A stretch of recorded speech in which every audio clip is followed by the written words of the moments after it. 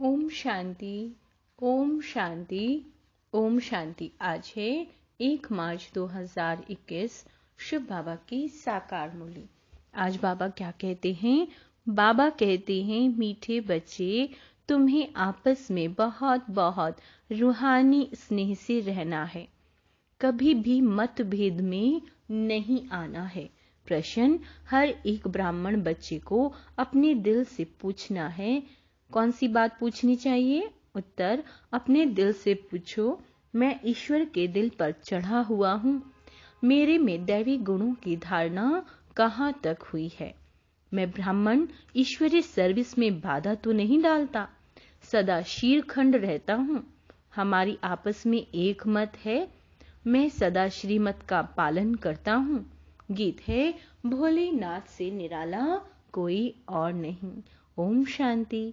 तुम बच्चों को ईश्वरीय संप्रदाय, आगे थे ईश्वरीय संप्रदाय, असुरी संप्रदाय। असुरी संप्रदाय को ये पता नहीं है कि भोलानाथ किसको कहा जाता है। यह भी नहीं जानते कि शिव शंकर अलग अलग हैं। वह शंकर देवता है, शिव बाप है। कुछ भी नहीं जानते। अब तुम हो ईश्वरीय संप्रदाय अथवा ईश्वरीय फैमिली, वह है असुरी फैमिली, रावण की। कितना फर्क है। अभी तुम ईश्वरीय फैमिली में ईश्वर द्वारा सीख रहे हो कि एक दो में रूहानी प्यार कैसा होना चाहिए। एक दो में ब्राह्मण कुल में यह रूहानी प्यार यहाँ से भरना है। जिनका पूरा प्यार नहीं होगा तो पूरा पद भी नहीं पाएंगे। वहां तो है ही एक धर्म एक राज्य, आपस में कोई झगड़ा नहीं होता। यहाँ तो राजाई है नहीं। ब्राह्मणों में भी देह अभिमान होने के कारण मतभेद में आ जाते हैं। ऐसे मतभेद में आने वाले सजाएं खाकर फिर पास होंगे। फिर वहां एक धर्म में रहते हैं तो वहां शांति रहती है। अब उस तरफ है असुरी संप्रदाय व असुरी फैमिली टाइप, यहाँ है ईश्वरीय फैमिली टाइप। भविष्य के लिए दैवी गुण धारण कर रहे हैं। बाप सर्वगुण संपन्न बनाते हैं, सब तो नहीं बनाते हैं। जो श्रीमत पर चलते हैं वही विजय माला का दाना बनते हैं। जो नहीं बनेंगे वह प्रजा में आ जाएंगे। वहां तो डीटी गवर्नमेंट है, 100% प्योरिटी, पीस, प्रॉस्पेरिटी रहती है। इस ब्राह्मण कुल में अभी दैवी गुण धारण करनी है। कोई तो अच्छी रीति दैवी गुण धारण करते हैं, दूसरों को कराते हैं। ईश्वरीय कुल का आपस में रूहानी स्नेह भी तब होगा जब देही अभिमानी होंगे। इसलिए पुरुषार्थ करते रहते हैं। अंत में भी सबकी अवस्था एक रस एक जैसी तो नहीं हो सकती।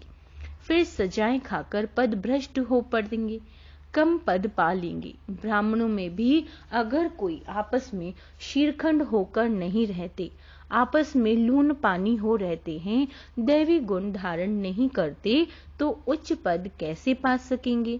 लून पानी होने के कारण कहाँ ईश्वरीय सर्विस में बाधा डालते रहते हैं, जिसका नतीजा क्या होता है? वह इतना उच्च पद नहीं पा सकते।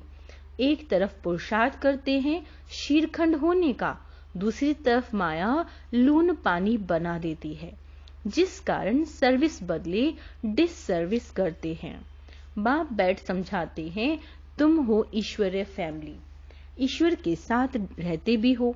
कोई साथ रहते हैं, कोई दूसरे गांव में रहते हैं, परंतु हो तो इकट्ठे ना। बाप भी भारत में आते हैं। मनुष्य यह नहीं जानते शिव बाबा कब आते हैं, क्या आकर करते हैं। तुमको बाप द्वारा अभी परिचय मिला है, रचता और रचना के आदि मध्य अंत को।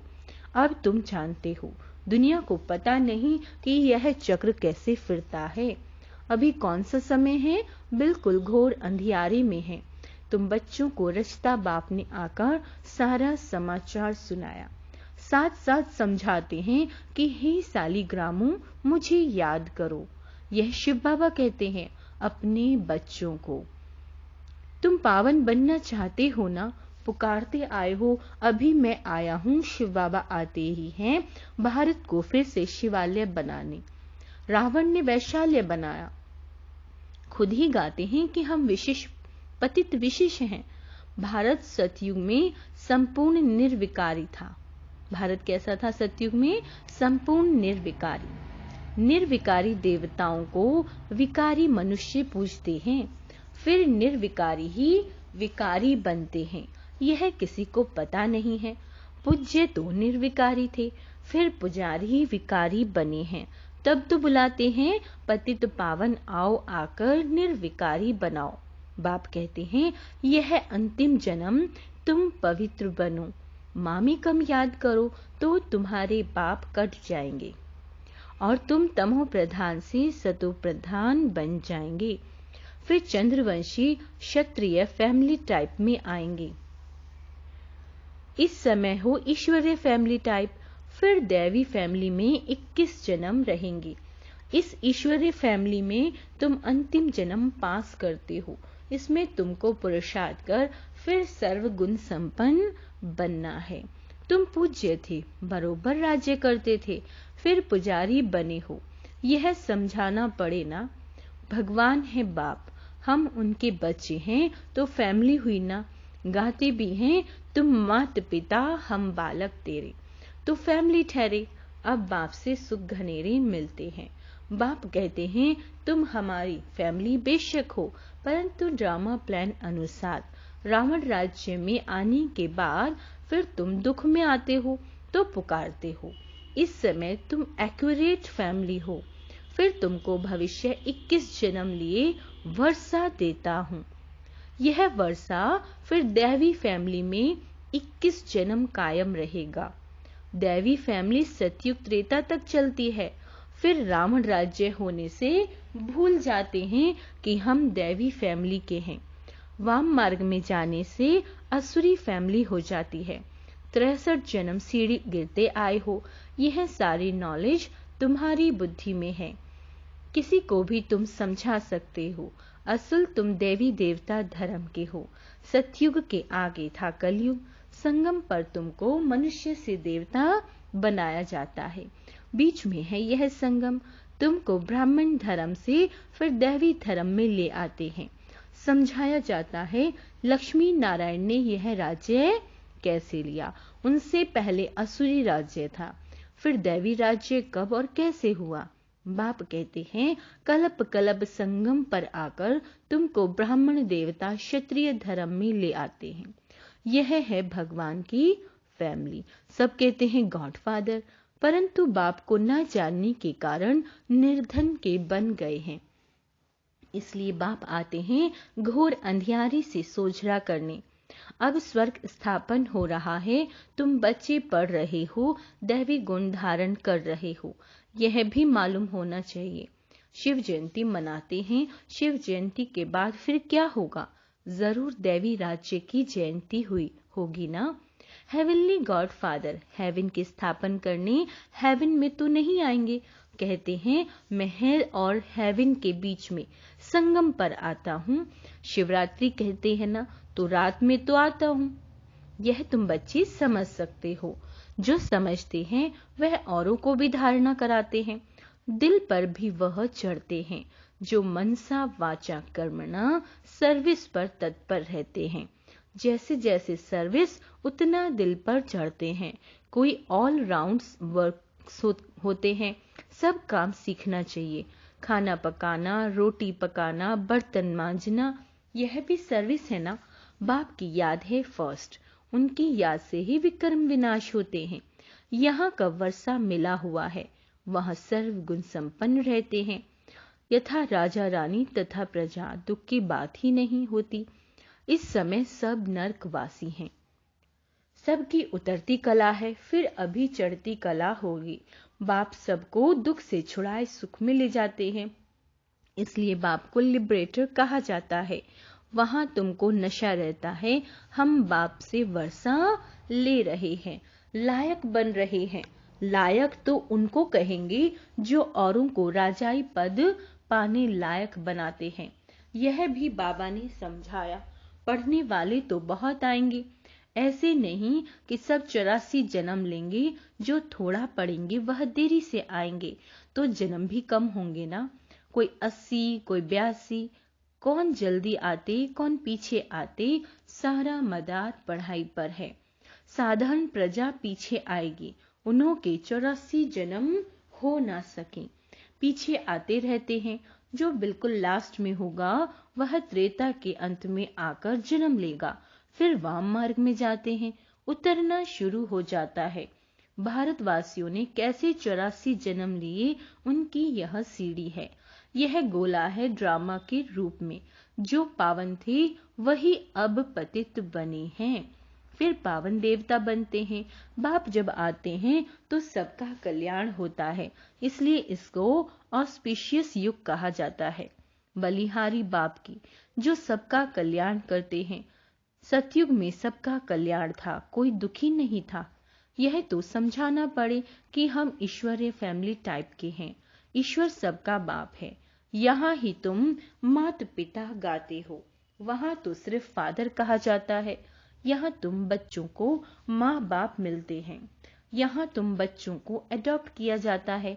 फादर क्रिएटर है तो मदार भी होगी, नहीं तो क्रिएशन कैसे होगी।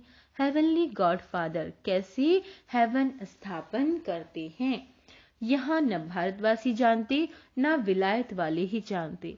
अभी तुम जानते हो नई दुनिया की स्थापना और पुरानी दुनिया का विनाश तो जरूर संगम पर ही होगा। अभी तुम संगम पर हो। अभी बाप समझाते हैं, मामी कम याद करो, आत्मा को याद करना है, परम पिता परमात्मा को। आत्माएं और परमात्मा अलग रहे बहुकाल, सुंदर मेला कहाँ होगा।